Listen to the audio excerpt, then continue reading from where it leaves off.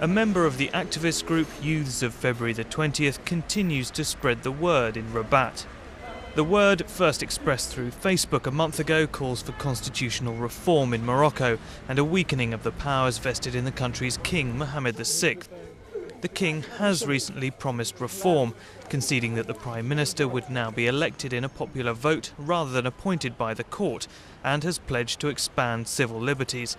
But for young people like Nizar, he hasn't gone far enough. He talks about reforming the constitution and not about changing it, and that's a problem when we know that the current constitution isn't democratic. There are other aspects that the king hasn't mentioned, like socio-economic issues. The movement is now calling for fresh demonstrations on Sunday to demand the dissolution of Parliament and, among other things, free healthcare, free education and greater freedom of expression.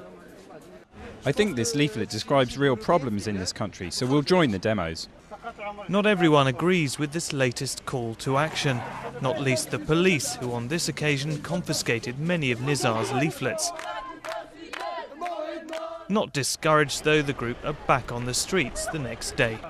We're fighting corruption with roses. The rose means that anyone who takes one will never again accept corruption. But the security forces on Mohammed V Boulevard, with the occasional exception, are in no mood for gifts. It's not a provocation. We respect the work of the police, but the police are there to protect us, not to make us afraid.